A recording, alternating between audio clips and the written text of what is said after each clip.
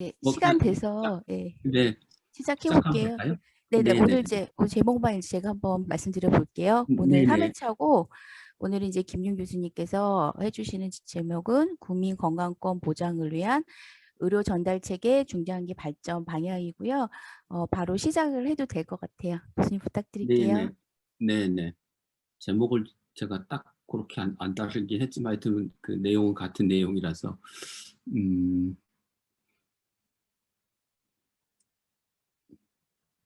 네. 슬라이드 보이시나요?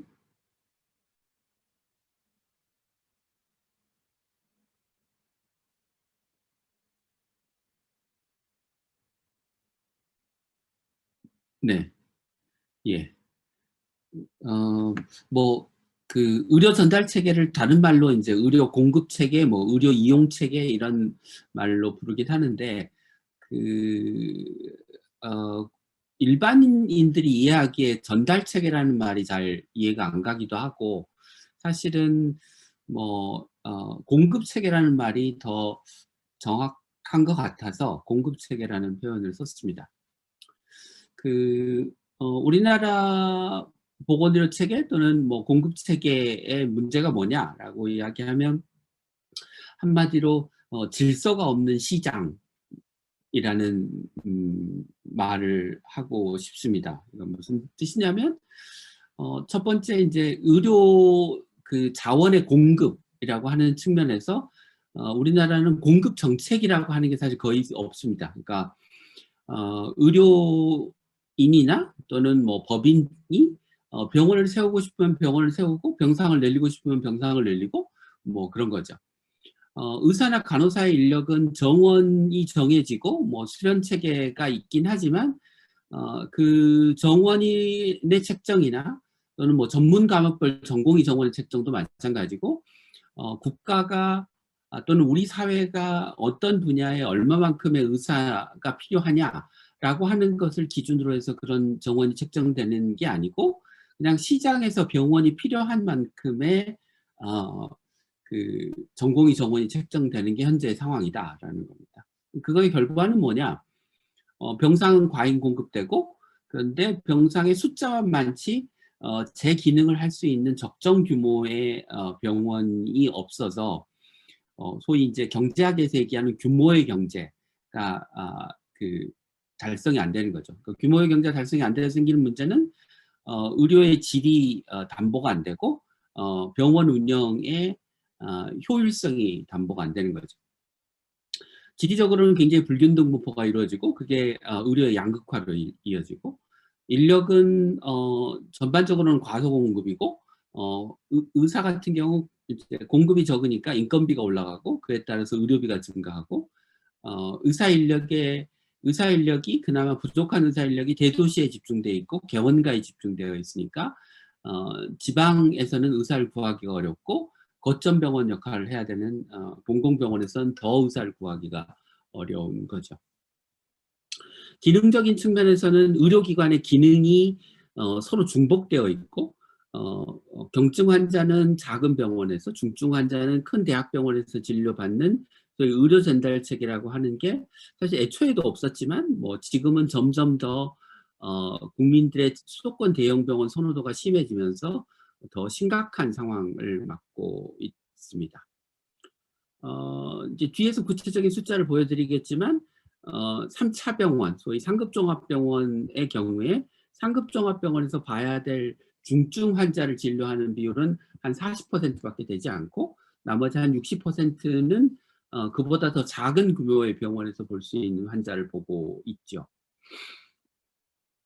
뭐 재정적으로는 그 수가가 부정확한 게 문제고 수가가 낮은 것도 문제지만 그다음에 이제 그 재정이 분절되어 있고 재정이 분절되어 있으니까 의료기관들 간에 유기적으로 연계 협력을 해서 환자를 진료하거나 노인을 돌보거나 하는 문제들이 잘 해결이 안 되는 상황.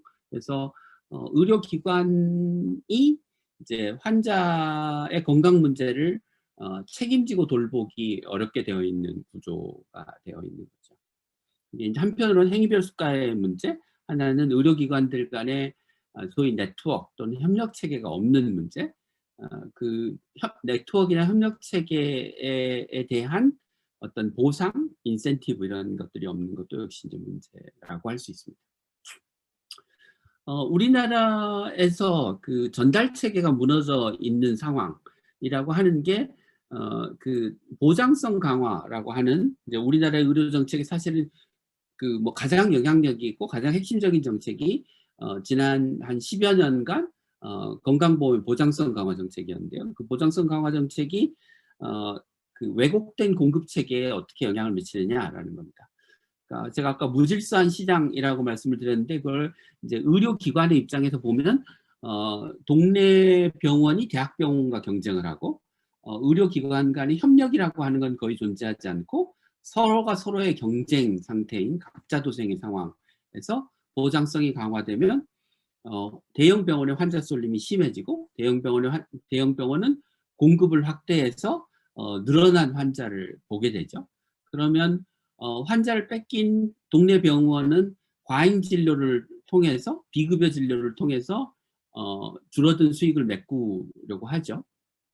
중소병원은 대학병원과 경쟁하기 위해서 병상 공급을 더 늘려서 몸집을 더 불립니다. 그러면 이제 안 그래도 많은 병상과 장비의 공급 과잉이 더 심각한 상태로 빠지게 되는 거죠.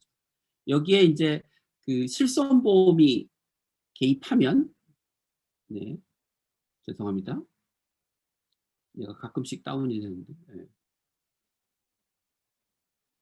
실손보험이 개입하면 이제 그 실손보험이 비급여 진료를 부추기면서 건강보험의 보장성 강화 효과를 상쇄하는 일이 이제 벌어지죠. 예. 그래서 결국은 비급여 풍선 효과가 생기고 비급여 풍선 효과 때문에 그 보장성을 강화해도 보장률이 올라가지 않는 그런 이제 문제가 생기게 되는 거죠.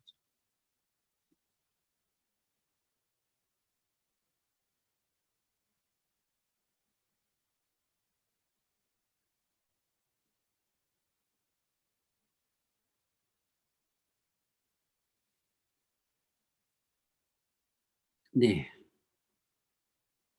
그런 문제가 생긴다라는 겁니다. 예. 예.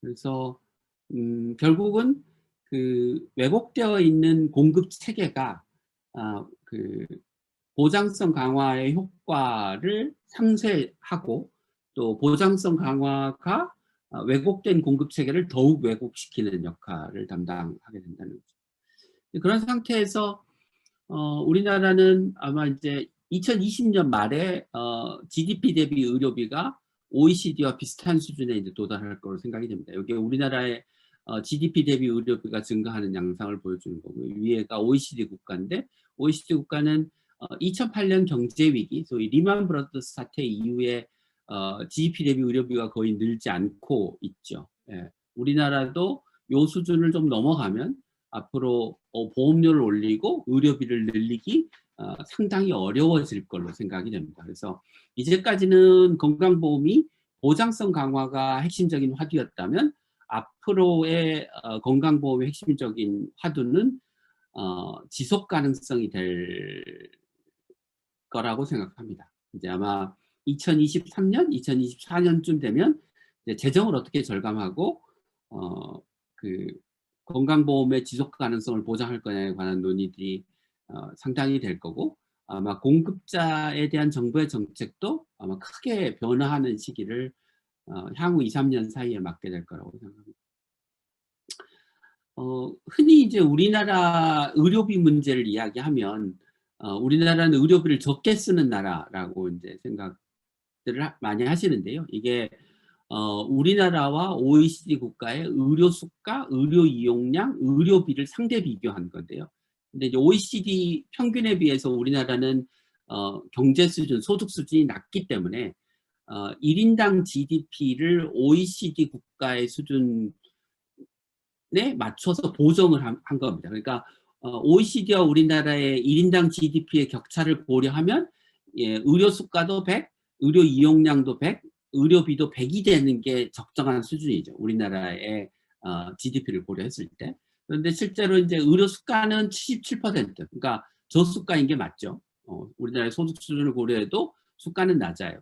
그런데 의료 이용량은 114예요. 그러니까 우리나라의 소득 수준을 고려했을 때 의료 이용량이 훨씬 많은 거죠. 그러니까 그만큼 소위 과잉 진료가 이루어지고 있는 거고, 그 과잉 진료가 이루어지고 있는 배경에는 소위 박리담의 방식으로 의료기관들이 수익을 내려고 하는 구조, 행태가 숨어 있는 거죠. 그래서 수가는 낮지만 이용량이 많기 때문에 결국 GDP 중 의료비의 비중은 OECD 평균 대비 106%로 이미 우리나라의 소득 수준을 고려하면 우리나라는 OECD 평균에 비해서 의료비를 많이 쓰고 있는 나라가 됐습니다.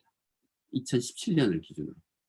이제 2017년에서 2020년 사이에 문재인 케어 때문에 의료비 증가율이 빠른 속도로 의료비가 빠른 속도로 늘어나고 있는 점을 고려하면 아마 이 격차는, 이 숫자는 지금 더 커져 있을 겁니다. 그러니까 더 이상 우리가 의료비를 적게 쓰는 나라가 아니라는 거죠. 그럼에도 불구하고 이제 공급 체계를 개편하기 위해서 우리가 재정 투자를 더 할 여력이 있겠느냐라고 하는 게 굉장히 이제 우울한 질문인 거죠. 뒤에서 이제 그 우리나라의 그 공급 체계 현황에 대해서 좀 보여드릴 텐데, 이런 공급 체계에 대한 분석은 사실은 그 이전에는 별로 이루어진 적이 없습니다. 이런 공급 체계에 대한 체계적인 분석이 가능해진 거는 그 저희가 이제 연구를 하면서 중요한 그 세 가지의 도구를 개발했는데요. 하나는 진료권입니다. 그러니까 우리나라를 중진료권, 대진료권으로 나누어서 그 지역 내에서 기본적으로 의료 이용이 자체 충족적으로 이루어져야 된다라고 하는 기준을 가지고 판단을 하니까 이제 병상이 많으냐 적으냐, 큰 병원이 있냐 없냐 이런 걸 따지게 되는 거고요. 두 번째는 이제 의료기관의 기능 유형인데요. 그러니까 의료기관을 뭐 의료법상에는 뭐 병원, 종합병원, 상급 종합병원 이렇게 분류되어 있는데, 사실은 종합병원의 스펙트럼이 굉장히 다양하고 그래서 또 상급 종합병원이 아니면서 3차급 기능을 하는 병원들이 있어서 의료기관을 3차, 2차 지역병원으로 분류를 하고요. 그다음에 세 번째는 환자군을 분류를 했습니다. 그래서 환자군을 3차급에서 진료해야 되는 환자, 2차급에서 진료해야 되는 환자, 그보다 더 적은 규모의 종합병원이나 병원급에서 진료해야 되는 환자, 이렇게 분류를 하니까 이게 공급 체계에 대한 뭐랄까 보다 체계적인 분석과 판단이 이제 가능해지게 된 거죠. 간단하게 뭐 말씀을 드리면 진료권은 앞서 말씀드린 대로 대진료권, 중진료권, 소진료권으로 나누고, 의료기관의 기능은 3차, 2차 지역병원, 그 다음에 단과병원이라고 하는 게 나눠지는데, 이게 이제 전문병원과 병상을 가진 의원과 뭐 전문병원이 아니지만 이제 특정 과목의 진료를 하는 병원들이죠. 예. 그다음에 이제 환자군을 3차에서 보는 게 적합한 중증 질환, 2차급에서 보는 중등도의 질환, 지역이나 단과병원에서 보는 질환으로 나누고, 이런 세 가지 도구를 이용해서 우리나라의 공급 체계를 분석하고 이제 그것을 바탕으로 해서 우리나라 공급체를 어떻게 개편해야 되느냐라고 하는 이제 그 제안들을 하고 있는 상황입니다. 왼쪽에 보시는 게 대진료권, 오른쪽에 보시는 게 중진료권이고, 중진료권은 원래 55개로 만들었다가 지금 70개로 이제 행정구역을 고려해서 늘려놓은 상태고요. 보통 중진료권은 최소 인구 15만, 2차 병원까지의 거리가 1시간 이내, 그 지역에서 발생한 의료 수요 중에서 40% 이상이 그 지역에서 그 뭐랄까 소화되는 경우를 이제 진료권으로 성립을 시킵니다. 대진료권은 22개, 3차 질환의 자체 중증적인 지역 단위, 중진료권을 합쳐서 대진료권을 구성하고요. 최소 인구는 50만, 3차 병원까지 거리가 2시간 이내, 자체 중증률 40%로 되어 있습니다. 그래서 이건 이제 현재 그 우리나라에서 상급 종합병원을 지정할 때 쓰는 대진료권보다 훨씬 더 세분화되어 있고요. 상급 종합병원을 지정할 때 쓰는 대진료권은 지금 10개로 구성이 되어 있습니다. 예를 들면 이제 강원도 같은 경우 그 대진료권이 춘천 진료권, 원주 진료권, 속초, 강릉, 동해 진료권 이렇게 이제 세 개의 진료권으로 구분이 되어 있는데 복지부의 상급종합병원 지정에는 강원도 전체가 한 개의 진료권으로 되어 있죠. 제가 그 의료기관의 기능을 분류했다고 했는데 의료기관의 기능을 어떻게 분류를 했냐면 재원일수, 그다음에 얼마나 다양한 질환을 보는지, 얼마나 중증 질환을 보는지, 특정 분야의 단과병원이 아닌지, 급성기 병원으로의 특성을 가지는 수술 비율이 높은지, 뭐 회복기 병원 또는 재활병원과 같은 특성을 가진 병원들은 아닌지를 이제 가지고 병원을 유형을 분류합니다. 그렇게 하면 우리나라에서 이 그러니까 간판은 급성기 병원이라고 달고 있지만 실은 회복기 병원이나 요양 병원의 성격을 갖고 있는 병원들이 한 200개쯤 되고요. 그다음에 우리나라의 가장 특징적인 공급 체계 구성 중에 하나는 전문 단과 병원이 굉장히 많다는 겁니다. 그래서 전문 단과의 병원의 숫자가 뭐 한 400여 개 가까이 될 정도로 다른 나라에 비해서 단과 병원의 비중이 높은 것도 굉장히 큰 특징 중에 하나입니다. 그다음에 환자군은 DRG라고 하는 그 질병군 분류 체계를 이용해서 그걸 기반으로 각 전문가들이 전문 학회들이 그 각 DRG의 중증도를 이제 매겨놓고 그 중증도 점수를 기준으로 일정 점수 이상은 3차 병원에서 보는 게 적합한 질환, 일정 점수 이하는 병원급이나 아니면 300병상 이하의 종합병원급에서 진료해야 되는 질환, 그다음에 2차에서 진료해야 되는 질환으로 이제 분류를 해 놓았습니다. 그런데 이제 중증도만으로 그 진료 기능을 이제 정의할 수 없는 문제가 생기는데 예를 들면 뇌졸중 환자에서 이 소위 스텐트를 넣거나 뭐 혈전용해제를 쓰거나 하는 등의 이제 시술을 하게 되는데 이게 골든 타임이 있는 시술이라 생존율을 높이기 위해서는 2차 병원에서 이런 시술을 해야 됩니다. 그러니까 난이도로는 3차급 질환인데 환자의 생명을 고려하면 골든타임 때문에 2차로 조종해야 되는 이런 조종 과정들을 거치면서 3차 병원은 무슨 질환을 보고 2차 병원은 무슨 질환을 보고 이렇게 이제 정의를 하게 되죠. 동시에 이제 뭐 예를 들면 고관절 치환술 같은 이제 수술은 대개 2차 병원에서 할 수 있는 수술이긴 하지만 뭐 당뇨병도 있고 뭐 천식도 있고 뭐 고혈압도 있고 그렇게 이제 동반 질환이 있는 경우에는 그 고관절 치환술이라고 하는 수술 자체는 간단하지만 환자의 전신 상태가 나쁘기 때문에 3차 병원, 대학병원에서 수술을 받아야 되는 환자들이 생기죠. 그런 동반 질환의 중증도를 평가하는 방법이 이제 CCI라고 하는 그 분류 체계가 있는데요. 소위 이제 동반 질환의 중증도를 평가하는 체계가 있는데 동반 질환 중증도 점수가 8점 이상인 경우에는 이제 진단명과 관계없이 이제 3차 병원에서 진료를 하도록 그렇게 이제 분류를 했습니다. 그래서 진료권, 의료기관의 유형, 질병군 유형 이 세 가지를 이제 기준으로 해서 뒤에서 보여드릴 그런 분석들을 하게 됩니다. 그래서 첫 번째는 병상의 양적 공급과 구조적인 측면에서의 공급의 문제입니다.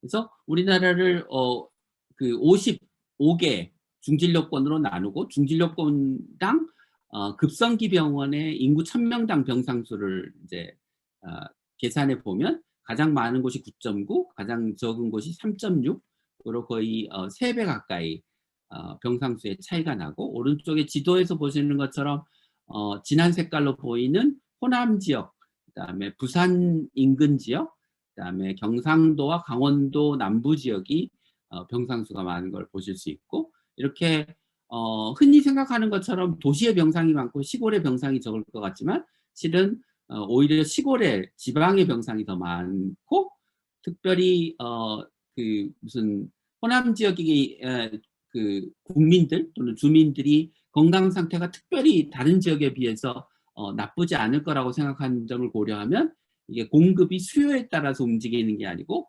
공급이 독자적으로 이루어지고 그 공급량이 수요를 유인하는, 그러니까 병상이 많으면 입원 환자 수가 늘어나고 수술을 하는 외과 의사가 많으면 수술 건수가 늘어나고 그러면 수술을 안 할 환자도 수술을 받게 되고 입원할 필요도 없는 환자가 입원하게 되는 일들이 벌어지게 되는 거죠.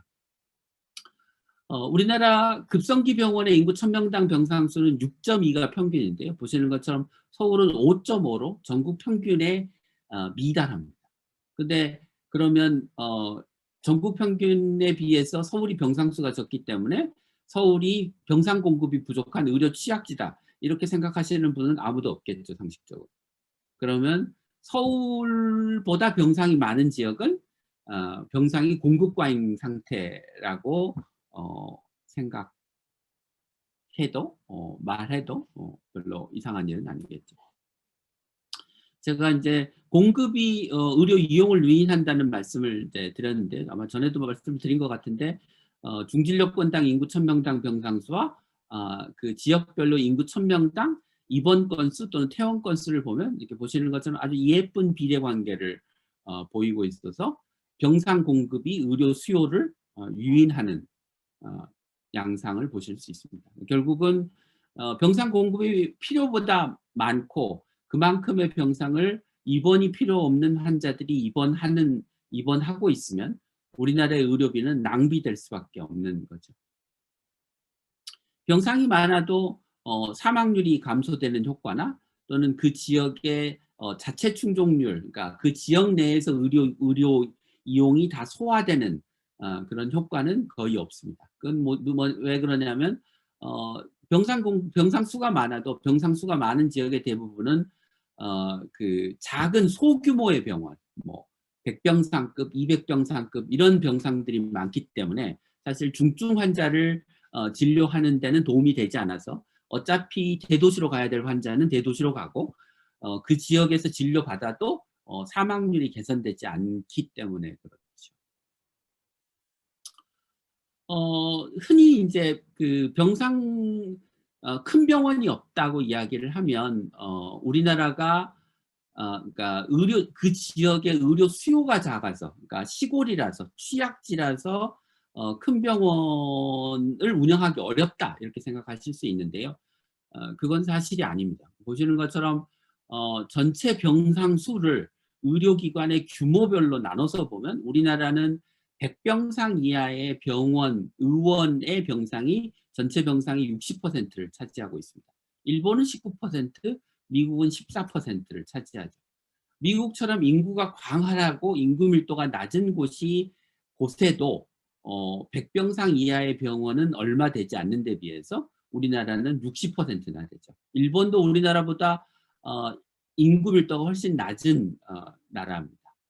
그러니까 이게 인구 밀도의 문제, 수요의 문제가 아니고 그냥 공급이 그렇게 이루어지는 거죠. 공급이 그렇게 이루어진다는 것은 무슨 뜻이냐? 미국은 국가가 병원을 짓거나 종교단체가 병원을 짓거나 지방자치단체가 병원을 짓거나 이렇게 해서 애초부터 큰 돈을 가지고 적정 규모의 병원을 짓죠. 우리나라는 병원이 어떻게 생기냐? 의사들이 전문의 수련을 마치고 나와서 병상 5개, 10개짜리 의원을 세웁니다. 그래서 돈을 벌어서 그거를 100병상짜리 병원을 만들고 200병상짜리 병원을 만들고 500병상짜리 병원을 만들죠. 옛날에 개원한 의사들은 건강보험이 있기 전에 돈을 많이 벌었고 그래서 돈을 벌어서 큰 병원을 세울 수가 있었죠. 그게 뭐 지금 있는 뭐 인제대, 한림대, 뭐 을지대, 차병원, 뭐 순천향 이런 병원들이 다 이제 그런 성격을 갖는 병원들이죠. 그런데 이제 더 이상은 그렇게 해서 의사들이 돈을 벌어서 큰 병원을 짓기 어려운 구조가 됐고 이제 점점 더 작은 규모의 병원들만 계속 늘어나는 게 현재 우리나라의 상황입니다. 네. 규모가 작은 병원이 많아봐야 제가 별 도움이 안 된다고 이제 말씀을 드렸는데 앞서 보셨던 우리나라를 56개 중진료권으로 나누고 중진료권별로 입원 환자의 중증도 보정 사망비를 구합니다. 그러니까 전국 평균이 1이고 경기도 이천은 전국 평균에 비해서 사망률이 1.7배 높은 지역이고요. 강원도 강릉은 전국 평균에 비해서 사망률이 20% 낮은 0.8인 지역입니다. 여기서 이제 말씀드리고 싶은 거는 요 빨간색으로 칠해진 막대는 어떤 지역이냐면 중진료권 중에 300병상급 종합병원이 없는 지역입니다. 그러니까 아까 보여드렸던 강원도의 속초, 고성, 인제 같은 진료권, 그다음에 충청도의 서산, 당진 뭐 이런 지역들이 중진료권이기는 하나 그 지역 내에 300병상급의 큰 종합병원이 없는 지역이고 이런 지역들은 사망률이 높죠. 예. 또 하나 눈여겨보실 것은 이게 여기 하얗게 되어 있는데 여기가 서울입니다. 근데 서울 아래쪽 지역에 보면 이렇게 빨간색으로 칠해진데 또 경기도의 남부에도 진한 색깔의 지역이 있는 것을 보실 수 있고 이런 지역들은 서울로 중증 환자들이 다 빨려 들어가기 때문에 그 지역에 큰 병원이 성립이 안 되는 지역입니다. 그러니까 대한민국의 의료 취약지가 어디냐? 그러면 저기 시골에 있는 오벽지를 생각하실지 모르겠지만 그런 지역이 절반, 대도시 인근 지역이 절반입니다. 부산도 마찬가지로 부산 인근에 있는 뭐 사천, 진해 이런 지역들이 그 공급 체계가 좋지 않은 지역들입니다. 앞에서도 말씀을 드렸지만 이제 큰 병원이 없는 지역 그러면 이제 의료 취약지 왜 없어? 인구가 적고 수요가 적으니까 큰 병원을 어떻게 운영하겠어? 라고 얘기해서 큰 병원이 없는 의료 취약지의 문제를 어쩔 수 없는 문제라고 아주 오랫동안 많은 사람들이 그렇게 생각을 해왔습니다. 그런데 중진료권별로 인구 1000명당 병상수를 계산해서 요 왼쪽에 아래쪽에 파란색 막대가 있는 지역은 그 지역의 300병상 이상 종합병원의 인구 1000명당 병상수를 표시한 거고요. 요 오른쪽 지역은 300병상급 병원이 없는 진료권의 인구 1000명당 병상수를 그냥 표시한 거죠.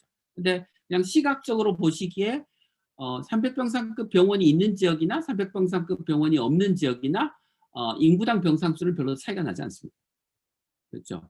왼쪽에 있는 그래프를 이렇게 짜부러뜨리면 오른쪽에 있는 그래프가 되죠.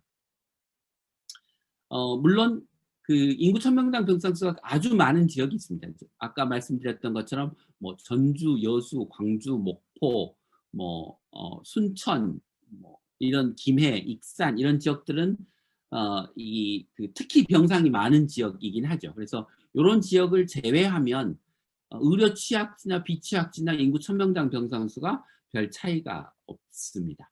네.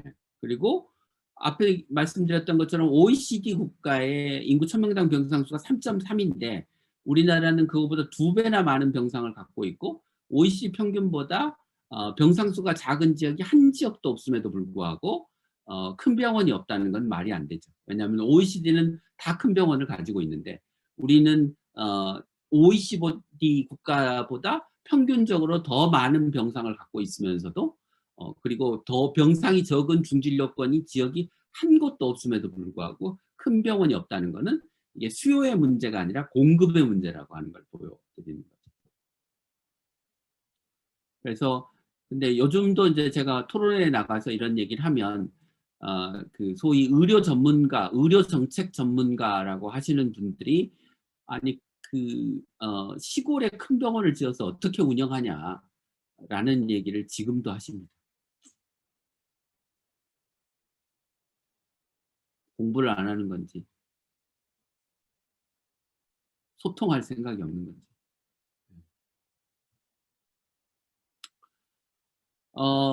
그러면 작은 병원이 많으면 어떤 문제가 생기느냐라고 하는 겁니다. 그러니까 만약에 우리나라의 병상의 공급량과 공급 구조를 OECD 수준으로 바꾸면 우리나라 전체의 입원 건수 중에 3분의 1을 줄일 수가 있습니다. 그러니까 그건 달리 얘기하면 입원 진료비의 3분의 1을 줄일 수 있다는 얘기죠. 우리나라 건강보험이 진료비를 한 80조쯤을 쓰는데요. 입원 진료비가 한 50조쯤 됩니다. 50조의 3분의 1을 줄인다고 생각을 해보십시오. 뭐 3분의 1은 아니라도 그냥 5분의 1만 줄인다고 생각을 해보십시오. 그러니까 매년 10조 정도를 적어도 입원 진료만을 놓고 보면 의미 없는 진료비로 쓰고 있을 가능성이 높은 거죠.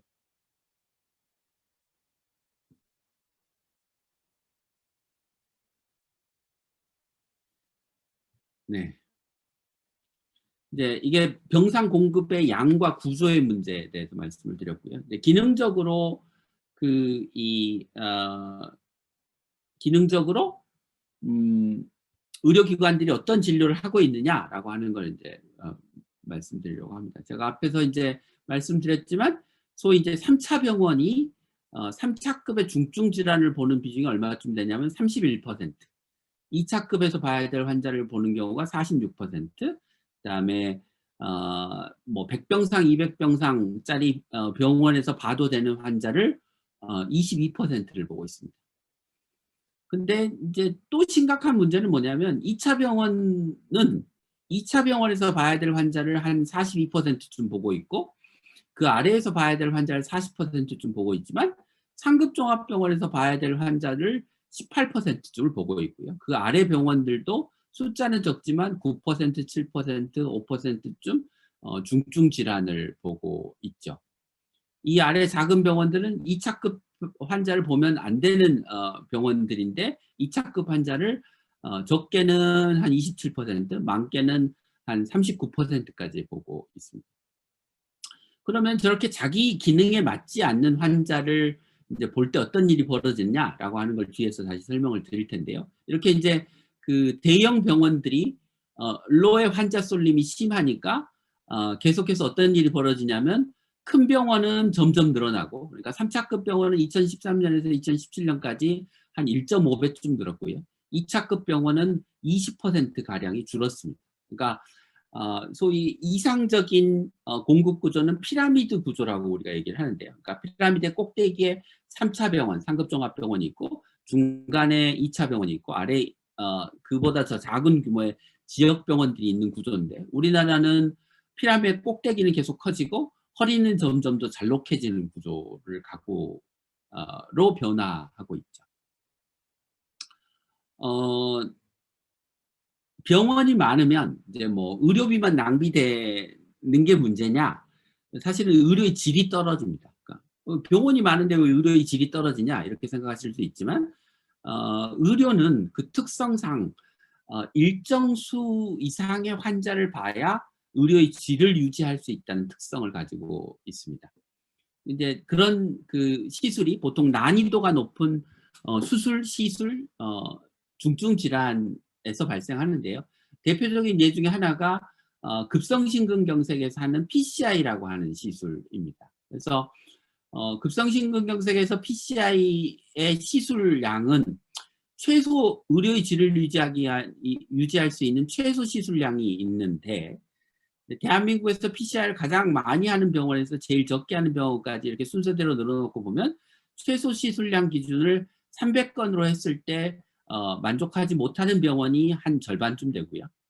200건으로 하면 3분의 1 정도가 최소 시술량을 만족하지 못합니다. 그러니까 병원이 늘어나면 늘어날수록 환자는 분산되고, 환자는 분산되면 최소 시술량을 만족하지 못하는 병원들이 늘어가고, 그러면 의료의 질은 떨어지는 거죠. 그러니까 병원은 많아지는데 의료의 질이 떨어지는 역설적인 현상이 무질서한 시장에서 생기는 거죠.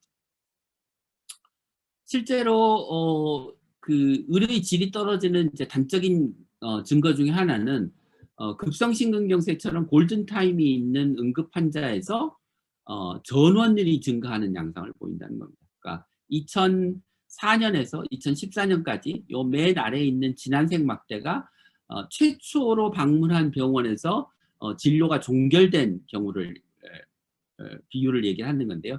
급성심근경색 환자의 58%가 2004년에는 처음 간 병원에서 진료를 받았는데 2014년에 가면 42%로 떨어집니다. 숫자가 바뀌었네요. 이게 58%에 42% 써놓고 보니까 숫자를 거꾸로 썼네. 그러니까 병원은 점점 더 늘어나는데 환자는 전원이 되는 이런 이상한 현상들이 발생하죠. 왜냐하면 급성심근경색 환자를 보는 병원이 늘어나는데 환자는 분산되니까 병원이 의료 인력을 충분히 고용하지 않습니다.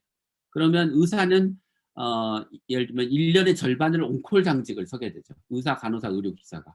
그러면 온콜 당직이라는 게 1년의 절반을 서니까 제대로 설 수가 있나요? 그러면 야간에 콜을 받았는데 병원으로 못 오는 경우들이 생기고, 그러면 환자는 야간에 다른 병원으로 전원을 가야 되는 상황이 생기는 거죠. 응급의료센터도 공급 과잉 상태에 놓여 있고요. 그러니까 이것도 환자가 분산되고 인력은 충분하지 않고 전원은 많아지고, 이런 이제 문제들이 반복되고 있는 거죠. 네.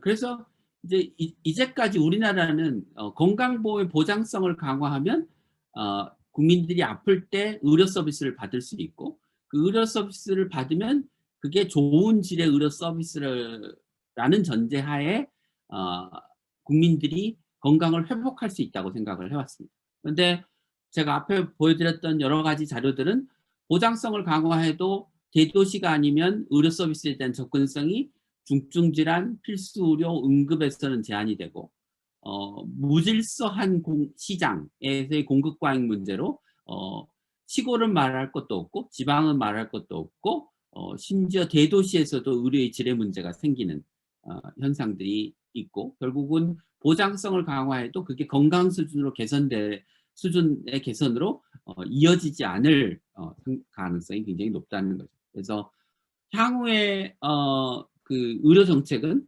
보장성 강화 정책이 아니라 공급 체계의 개편 정책이어야 된다를 핵심에 둬야 된다라고 하는 이제 점을 보여드리고, 혹시나 보장성의 사각지대가 있으면 보장성 정책과 함께 공급 체계 개편 정책을 함께 해야 된다라는 말씀을 드리고 싶습니다.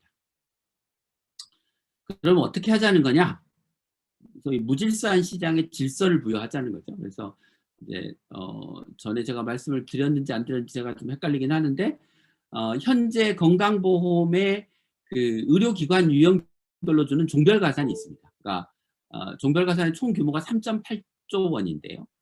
상급종합병원에는 행의료의 30%, 종합병원의 25%, 병원은 20%, 의원은 15%를 부여하는데, 이렇게 그 의료기관 유형별로 차등을 두는 이유는, 예를 들면 상급종합병원은 똑같은 행위를 위해도 중증 환자를 보니까 더 많은 시간과 노력이 들어갈 거라고 하는 전제하에 이렇게 이제 더 많은 진료비를 주는 건데, 그게 상급종합병원에서 진료해야 될 중증 환자에게는 그런 가정이 많지만, 동네 병원에서 진료해야 되는 경증 환자에게도 상급종합병원이 진료한다고 굳이 더 많은 돈을 줘야 될 이유가 없다는 거죠. 그래서 각 의료기관이 자기 유형에 맞는 환자를 볼 때는 종별가산을 더 높여주고, 자기 유형에 맞지 않는 환자를 볼 때는 종별가산을 깎거나 그냥 내버려 두는 방식으로 전환하자라는 겁니다. 그래서 이 종별가산을 진료 기능 가산으로 전환하자라고 하는 것이 이제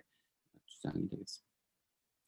제가 앞서 이제 동반질환의 복잡성을 고려하면 상급종합병원에서 진료받아야 될 환자의 비중이 앞에 한 30%쯤에서 40% 한 초반대로 올라갑니다. 이게 다행스러운 일이죠. 그러니까 상급종합병원의 경우에 현재 보는 환자의 한 40% 정도는 상급종합병원에 진료받아야 될 환자다라는 뜻입니다.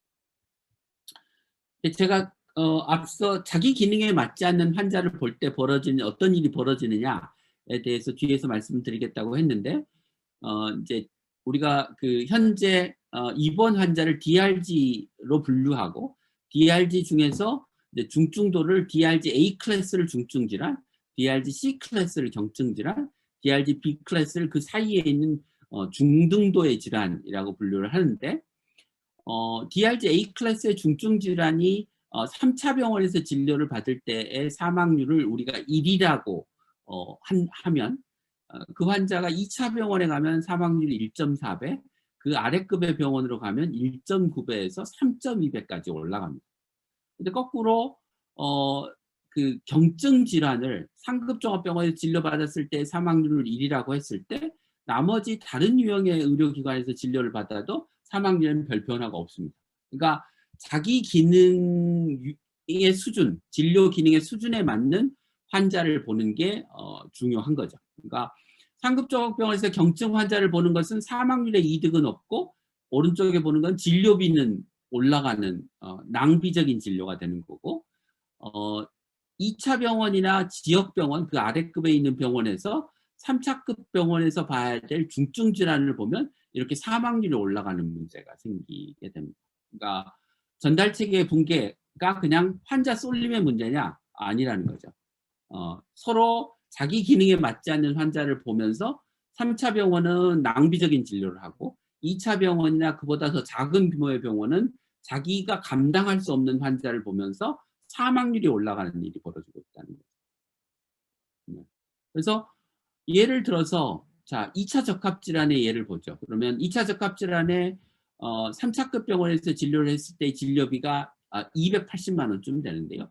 2차급 병원에서 2차급 환자를 봤을 때의 진료비는 250만 원이 됩니다. 그러면 요 한 300만 원 또는 250만 원 가까운 상급 종합병원에서 진료해서 발생하는 추가적인 진료비는 사실 의미 없는 진료비가 되는 거죠. 네. 마찬가지로 경증 질환을 상급 종합병원에서 봤을 때 진료비가 190만 원, 그 아래급에서는 160만 원쯤이 되는데, 그러면 요 30만 원쯤에 환자당 30만 원쯤의 진료비는 경증 환자에서는 무의미한 진료비가 되는 거죠. 그래서 환자를 재배분하는 것만으로도 우리가 추가적인 진료비 증가 없이 환자의 사망률을 떨어뜨릴 수 있게 된다라는 거죠. 그렇게 하려면 각자 자기 기능에 맞는 환자를 본다고 하는 소위 일종의 신뢰 관계가 형성이 돼야 되고, 그 신뢰 관계를 바탕으로 앞에 말씀드렸던 기능 가산제 같은 제도를 도입하면 전달 체계를 구축할 수 있겠다라는 겁니다. 보시는 그림은 앞에는 이제 내과계의 경우였고요. 외과계를 똑같은 방식으로 분석을 한 거고, 외과계는 의료기관 유형 간 사망률의 격차가 요 저기 300병상 이하의 병원급으로 가면 더 커집니다. 격차가. 두 번째는 이제 전달 체계를 구축하는 게 뭘 하자는 거냐? 첫 번째, 각 의료기관이 자기 기능에 맞는 환자를 보도록 하자가 첫 번째. 두 번째는 이것을 네트워크로 만들자라고 하는 거죠. 왜냐하면 의료는 뭐 육상처럼 개인 플레이를 하는 게 아니고 축구나 농구처럼 팀 어프로치를 하는 것이기 때문이죠. 그래서 요건 지난번에 이제 보여드린 그 공공의료 할 때 제가 보여드렸던 그림인데, 우리나라 전체 이제 70개 진료권을 공급지 취약형, 2차 중심지형, 3차 중심형, 자체 충족형으로 나눠 보면 이제 70개 진료권이 이렇게 쭉 배분이 되고, 각각의 유형별로 인구 1000명당 병상수가 여기는 병원급이나 300병상 이하의 작은 종합병원급의 병상수, 그다음에 2차 병원은 지역병원의 병상수, 2차급 병원의 병상수, 여기는 3차, 2차 지역병원의 병상수를 이제 보여드리는 그림입니다. 그래서 앞에서도 말씀드렸지만 큰 병원이 있는 지역과 큰 병원이 없는 지역 사이에 인구당 병상수의 분포에는 별다른 차이를 보이지 않고 있고, 결국은 이게 병상 공급을 시장에 맡겨서 큰 병원이 없는 거다라는 말씀을 드리고 있는 거고, 이 문제를 개편하기 위해서 이제 병상수가 작은 지역은 작으면서 공공병원이 있거나 아예 공공병원이 없는 지역은 공공병원을 새로 세우거나 기존 공공병원을 확충하는 방향으로 가고, 병상수가 많은 곳은 기존 민간병원을 우선적으로 공익적인 병원으로 전환하는 방식으로 갔고, 2차 병원이 있긴 하지만 2차급 병원의 인구 1000명당 병상수가 작은 서산 지역이나 통영 지역은 2차 병원을 늘려야 되고, 의정부 지역은 3차 병원이 있어서 이 3차 병원이 2차 병원 역할까지를 하지만 그 숫자가 적어서 요 3차급 병원의 규모를 늘리거나 아니면 2차 병원을 새로 설립해야 되는 문제가 존재를 하는 거고요. 여기 이제 의정부 의료원이 있기 때문에 의정부 의료원을 2차급 병원으로 이제 늘려야 되는 거죠. 경주는 그 경주 동국대 병원이 이제 3차 병원으로 분류돼서 3차급 역할을 하는데 숫자가 그러니까 적긴 한데 자체 충족률이나 의료의 질의 관점에서 보면 별 문제가 없어서 이거는 좀 병상을 늘려도 되고 공급 구조를 개편해도 되고 아니어도 되는 지역으로 이제 분류를 하고 있습니다. 공급 구조를 어떻게 바꾸자는 거냐? 3차 병원은 인구 1000명당 병상 1병상, 2차 병원은 2병상, 지역 병원은 2.5병상, 회복기 병상 0.5병상 이렇게 해서 지역별로 진료의 기능별로 일정 수준의 병상을 고르게 구성하고 확보하자라는. 지역 필수 의료 전공 교수 얘기는 지난번에 말씀드렸고요. 진료 협력 체계 이야기도 아마 지난번에 말씀을 드려서 그냥 넘어가도록 하겠습니다. 그래서 전달 체계를 구축하는데 아까 앞서 이제 제가 말씀드린 게 그 기능 가산, 그러니까 종별 가산을 기능 가산으로 전환하자는 말씀을 드렸는데 이제 동시에 현재 그 의료 질평가 지원금과 같은 재정적 인센티브를 그 개별 의료기관들이 또는 의료기관의 네트워크가 의료 전달 체계 또는 지역의 필수 의료를 제공하는데 얼마나 기여하느냐를 평가해서 질평가 지원금을 주자라는 거죠. 네. 그래서 이제 의료 전달 체계에 맞게 자기 진료를 얼마나 잘하는지를 3차 병원, 2차 병원, 지역 병원, 그러니까 작은 종합병원이나 병원급 기관에 대해서 점수를 매겨보면 보시는 것처럼 3차 병원은 낮은 점수를 주로 받고 2차 병원은 그보다 조금 더 높은 점수를 받고 중소병원은 그보다 더 높은 점수를 받는 것을 보실 수 있어서 이게 우리가 흔히 평가를 하면 대학병원이 좋은 평가를 받고 지역에 있는 중소병원들이 나쁜 평가를 받는다고 생각하지만 우리가 어떤 관점에서 평가를 하느냐에 따라서 점수가 달라질 수 있고 의료 전달체계 관점에서 대학병원은 현재 나쁜 점수를 받을 수밖에 없는 상황이고 이런 지표를 사용하면 우리가 중소병원에도 충분한 재정적 인센티브를 의료 질평가 지원금으로 줄 수 있게 됩니다. 네. 물론 이제 그게 전체 시스템의 효율성이나 환자에게 도움이 된다고 하는 이제 전제 하에 이런 평가가 가능해지는 거죠. 동시에 뭐 허혈성 심질환이나 뇌졸중이나 중증 응급질환이나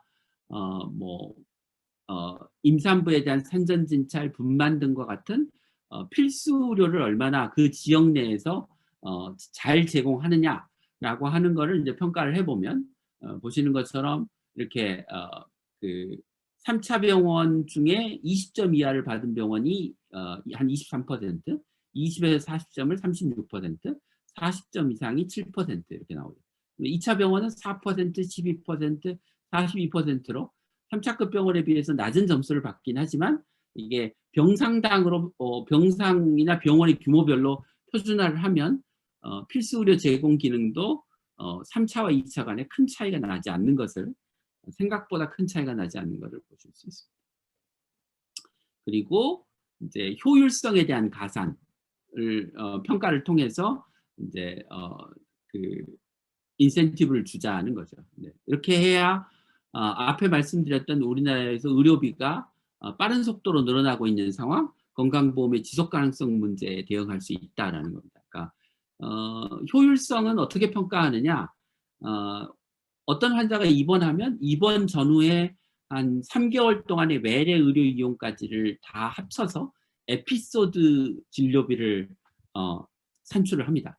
그래서 우리가 평가 대상이 되는 입원이 있고 입원 전 30일이네요. 3개월이 아니고 입원 전 30일, 입원 후 30일을 함께 묶어서 한 개의 에피소드로 묶고 요 전체의 진료비를 계산을 하는데 이제 환자의 그 동반 질환, 연령, 성에 따라서 이제 진료비가 달라지기 때문에 그거를 이제 중증도를 보정해서 진료비를 매기고 그러니까 그 계산을 한 다음에 그걸 이제 상대비를 구해서 얼마나 그 같은 환자를 적은 진료비로 진료를 하느냐라고 하는 걸 평가하게 됩니다. 그래서 저런 종류의 인센티브를 이제 앞서 말씀드렸던 지난번에 말씀드렸던 건강증진기금에 있는 을 활용해서 지역 단위의 의료기관 네트워크에 관한 보상을 하는 체계로 우리가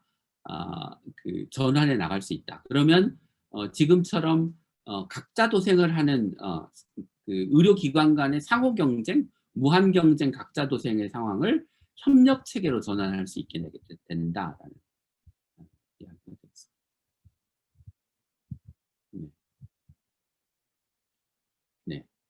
현재 건강증진기금을 어떻게 쓰고 있느냐라고 하면 이제 건강보험에 1.9조 원을 쓰고 있고 이제 질병관리본부에 한 5,400억 등을 쓰고 있고 뭐 보건산업 육성에서 1,800억을 쓰고 있지만 공공의료 확충에는 870억, 노인의료보장에 뭐 1,400억, 정신질환관리에 614억, 장애인 재활 지원에 94억 등으로 사실 건강증진기금이 써야 될 본연의 영역에는 돈을 별로 안 쓰고 있다라는 이야기. 여기 국민건강생활실천은 금연사업이라서 금연사업에는 뭐 그래도 좀 돈을 쓰고 있긴 하지만 전체 규모에 비하면 얼마 되지 않는 돈을 쓰고 있다라고 얘기할 수 있을 것 같습니다. 네, 예, 이상입니다. 네. 네, 교수님 감사합니다. 오늘 이제 김윤 교수님께서 의료 공급 체계의 개편 전략에 대해서 말씀해 주셨는데요.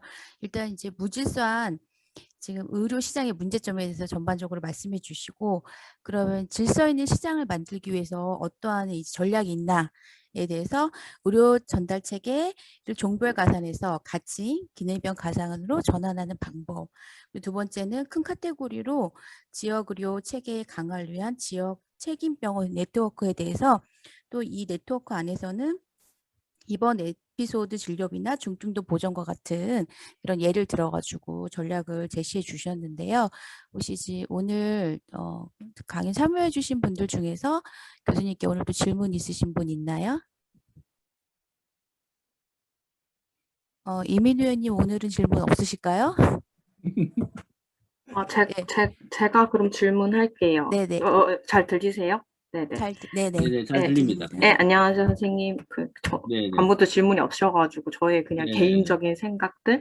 일단 네. 저는 솔직히 막연하게 1에서 3차 병원이 각 기능에 맞게 좀 서비스를 제공하면 가입자의 의료비 낭비? 부담이 줄어들 수 있을 거라고만 생각했었었는데, 선생님이 이제 공급체계 개편을 제대로 하는 것만 해도 의료의 질이 상승한다는 걸 아까 그 의료기관 유형별 사망률을 통해서 보여주셔가지고 저는 와닿게 느껴졌었고요. 그리고 이제 개편에서 대안으로 제시해줄 효율성 평가 제도를 실시하면 아무래도 환자에 대한 한 에피소드라고 얘기해 주는데 체계적인 관리뿐만 아니라 재정에 대한 검토도 좀 이루어질 것 같아서 이거를 좀 제도적으로 만들기 위해서 뭔가 서브적으로 좀 체계적인 어떤 제도들이 한 번 더 마련이 되었다라는 생각을 했었었고, 또 저는 선생님 알려주신 대로 각 기능에 맞게 병원이 이제 운영을 하려면 저는 가산뿐만 아니라 가입자 대상의 좀 교육이 필요하다고 저는 생각이 들었었어요. 어쨌든 제가 병에 걸렸는데 1, 2차, 3차, 물론 1차 병원을 가서 어떤 병이 있는지 진단하는 게 그게 프로토콜이지만은 어떻게 보면 아직 2차, 3차 병원을 가는 사람들이 생각보다 많잖아요. 그래서 저는 그런 2차, 3차까지 가지 않고 혹시 본인이 2차, 3차를 가고 싶다면은 그거를 좀 상담 서비스를 받을 수 있는 1차 병원으로 가게끔 하는 그런 교육이 필요하지 않겠냐?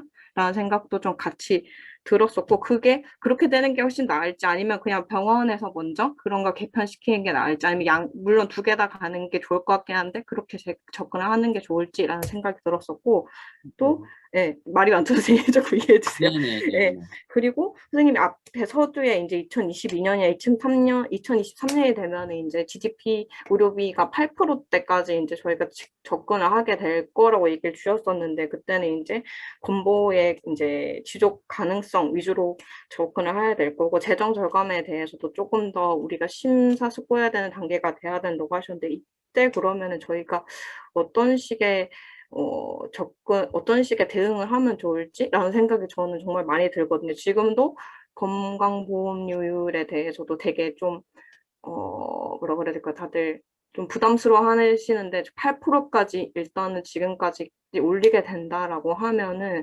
공급자에서는 어떤 반응을 하게 될 거고 가입자는 분명히 계속 더 이상의 부담을 하기 싫다라고 할 건데 이걸 어떻게 또 효과적으로 그런 8%대 접근을 하는 게 좋을지 저는 요즘 그게 좀 고민이어가지고 좀 네네. 어려운 두 가지를 한번 질문 네. 드립니다. 네. 네. 그러니까 이제 우리가 의료 전달체 얘기를 하면, 그러니까 이제 의사들이나 병원에서는 이게 환자들이 네. 환자들에게 무한한 선택권이 보장되어 있는 상황을 통제해야지 병원만 못 살게 굴지 마라 이렇게 이제 얘기를 하는데요. 처음에 어느 병원에 가느냐는 환자가 결정을 하죠. 네. 그런데 치료받는 과정에서 대부분의 의사결정은 사실은 의료 전문가인 의사가 주도해서 내리게 되죠. 네. 네. 그리고 환자 입장에서 환자가 믿고 갈 만한 다른 대안을 제시해 주지 않으면 믿고 갈 곳이 없는 상황에서 대형 병원을 선호하는 거를 비난할 수만은 없죠. 그러니까 무슨 네. 얘기냐면 의료에서 대부분의 결정은 공급자가 주도한다. 첫 번째. 환자에게 신뢰할 수 있는 대안이 없는 상태에서 환자가 대형 병원을 선호하는 거를 그냥 비난만 해서는 안 된다. 그러면 대안을 제시하고 돌려보내야 된다라는 거죠. 그래서 대학병원이 지역에 있는 중소병원이나 동네 의원들과 네트워크를 맺고 자기가 보고 있는 경증 환자를 어디로 되돌려 보내면 되는지 되돌려 보낼 곳을 대안을 가지고 설명하고 설득해서 되돌려 보내려는 노력이 필요한 거지. 환자에게 뭐 본인 부담률을 올리거나 하는 등의 뭐랄까 불이익을 가지고 경증 환자가 대형 병원을 이용하는 것을 막을 수는 없을 거다라는 거죠. 그러니까 물론 명백하게 경증 질환인 경우가 있지만 환자 입장에서는 내가 갖고 있는 예를 들면 두통이 이게 중증인지 경증인지 어떻게 알겠어요? 그걸 알면 의사죠. 의사가 아니니까 환자인 거죠. 그래서 예를 들면 재진이나 반복되는 의료 이용에서 경증 질환자의 대형 병원 이용에 대해서는 불이익을 줄 필요가 있지만 초기의 의료 이용, 진단이 되기까지 평가가 이루어지기까지 의료 이용에 대해서까지 불이익을 주는 것은 바람직하지 않다라는 생각입니다. 두 번째 이제 질문하신 거는 이제 아마 좀 앞으로 논의를 많이 하셔야 될 부분일 텐데요. 그러니까 이제 2023년이나 2024년쯤 되면 이제 현재 우리나라 보험료가 법정 상한에 도달하는 시점이 될 것 같아요. 물론 코로나 영향 때문에 건강보험 진료비가 좀 줄어서 그 시점이 좀 늦춰질 수는 있는데 그렇게 되면 이번 대통령 선거 말고 다음 대통령 선거를 이제 앞둔 시점에서 건강보험법을 개정해서 보험료 상한선을 올려야 되는 상황에 처하게 될 거거든요. 그러면 뭐 경청, 노동자 단체 다 동의하지 못할 거고요. 상한선을 그냥 올리는 것에 대해서. 왜냐하면 지금처럼 행위별 수까지 하고 의사 수 별로 안 되고 의사 연봉이 3억 이렇게 돼가고 일부 과목에 지방에 가면 이런 상황을 내버려 두고 보험료를 무작정 올려서 의료비로 쓰는 거는 아마 동의하기 어려우실 거고 그러면 막 굉장히 여러 가지 논의들이 나올 것 같아요. 그러니까 지불제도의 개편이나 무슨 건강보험을 기금화하는 문제나 등의 여러 가지 종류의 이제 개편안들이 논의가 될 거고 아마 상당히 혼란스러운 논의가 진행될 것 같다고 생각을 합니다. 그렇게 경착륙을 하지 않기 위해서 이제 해야 될 거는 이제 다가오는 지속 가능성의 위기에 대한 체계적인 대안을 미리 만들고 논의하는 게 필요하겠죠. 그러니까 그런 상황이 닥치면 이제 그때 가서 어떻게 할 거냐라고 하는 것. 두 번째는 지난번에 이제 경산호위에서 논의하다가 그냥 흐지부지 돼버린 건정심을 진정한 사회적 합의기구로 그 기능을 강화하는 거죠. 그래서 건정심에서 재정의기를 어떻게 그 사회적 합의에 기반해서 탑할 건지 뭐 뚫고 나갈 건지에 관한 어떤 책임 있는 논의나 의사결정을 할 수 있는 그 방식으로 그 위상이 강화되지 않으면 결국은 정부가 개편을 주도하게 될 거고, 정부가 개편을 주도하면 정부와 의사단체, 병원단체 간의 대립만 강화하는 형태로 사회적 갈등이 불거질 거고, 그러면 또 파업하고 뭐 무슨 난리가 나고 뭐 그런 이제 홍역을 또 치르게 되겠죠. 예. 그러면 사회적 갈등은 골이 깊어지고 국민들의 의료 제공자에 대한 불신은 더 심해지고 앞으로 건강보험 제도를 생산적인 방향으로 운영하기는 더 힘들어질 거라고. 준비를 좀 많이 해놔야 되겠네요. 질문 네. 감사합니다, 선생님. 네.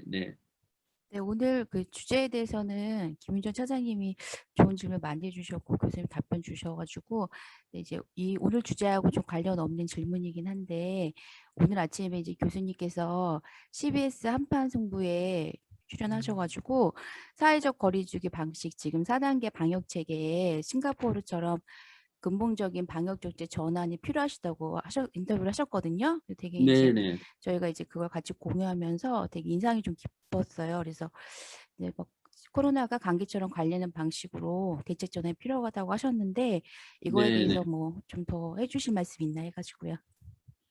그러니까 뭐 우리나라가 이제 약간 좀 지나치게 뭐 엄격하게, 그러니까 확진자 수 대비 지나치게 엄격한 사회적 거리두기나 이제 방역을 해온 게 사실인데요. 그러니까 뭐 물론 그 덕분에 확진자 수가 많이 안 늘어난 것도 있지만 다른 한편으로는 뭐 사회적 거리두기나 방역이라고 하는 게 공짜가 아니기 때문에 우리가 다 사회적 비용을 치르고 있는 거거든요. 그러니까 뭐 소상공인, 자영업자, 비정규직이 치르고 있는 비용도 있고, 뭐 돌봄이 필요한 장애인이나 정신질환자나 노인이나 이런 분들이 이제 돌봄을 제대로 못 받고 있는 문제도 있고, 학생들이 학교에 못 가면서 학력 격차가 벌어지고, 그 학력 격차는 사회적 약자들에서 더 학력이 떨어지는 양상으로 불평등이 더 심화되는 현상도 일어나고 있고, 뭐 초과 사망, 우리나라의 초과 사망을 계산해 보면 지난 1년간 초과 사망이 한 4,000명쯤 되는데 그 코로나로 인한 사망자가 한 2,000명쯤 되거든요. 그럼 무슨 얘기냐면 코로나 사망자만큼 우리가 사회적 거리두기하고 방역하면서 기존에 하던 서비스들을 중단했기 때문에 발생하는 보이지 않는 사망이 존재하고 있다는 거거든요. 그래서 그런 점들을 고려하면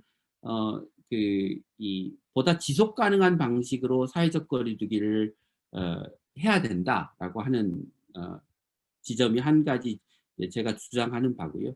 그다음에 이제 그 백신 접종을 하면서 코로나의 치명률이 많이 떨어졌습니다. 그래서 뭐 보통 평균 한 1.5%쯤 되던 치명률이 지금 0.3%로 5분의 1가량으로 떨어졌고, 그래서 지금 1,000명 환자가 발생하면 과거에 200명 환자가 발생하는 거하고 거의 비슷한 수준. 그냥 생활치료센터만 붐비지 병원은 별로 이렇게 붐비지 않는 게 이제 현재 상황이어서 우리가 치명률을 기준으로 하면 독감의 치명률이 한 0.1%쯤 되는데 지금 현재 코로나 치명률이 0.3%인데 우리가 작년 초기에 봤던 코로나처럼 위험한 감염병이라고 생각하고 대응을 하는 거는 좀 너무 과잉 대응이다라는 점. 그다음에 세 번째는 지금 이제 영국의 그 백신 접종률이 전 국민의 70%가 적어도 1차 접종을 받았고 2차 접종까지 완료한 인구 비율이 한 50%쯤 되는데요. 이게 우리나라가 그 소위 집단 면역을 달성하겠다고 이야기한 그 목표치에 거의 근접한 수치입니다. 그러니까 지금 전 국민 2차 접종까지 70%가 되면 집단 면역에 도달할 수 있다 이렇게 얘기를 하는데 지금 영국이 1차 접종 대상자가 70%가 되는 상황이라 그 얘기는 무슨 얘기냐면 거꾸로 우리가 내년 9월, 11월 가도 그 사회적 거리두기를 심하게 안 하고 방역 수칙을 조금만 안 지켜도 확진자 수는 크게 늘어날 수 있다는 거죠. 그러니까 당분간 적어도 마스크 벗고 사회적 거리두기 안 하면서 안 해도 되는 그런 상황이라고 하는 건 오지 않는다라는 거죠.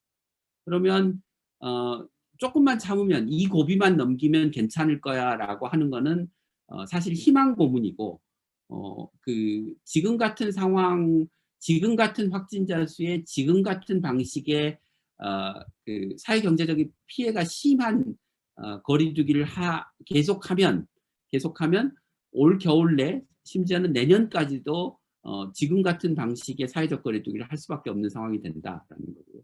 그래서 현재 방역이라고 하는 게 그 백신 접종으로 낮아진 치명률이라고 하는 상황에 맞지도 않는 방역이고 더군다나 지속 가능하지도 않은 방역이다라고 하는 이야기를 한 겁니다. 너무 길게 얘기를 한 것 같은데. 안 들립니다. 아니 제가 음소거를 아까 하고 있었어가지고 네네. 네. 아니 길게 대답해 주셔가지고 되게 유익했고요. 또 오늘 주제하고 관련 없는 질문에도 답변해 주셔가지고 너무 감사드리고 혹시 또 추가로 질문 있으실까요?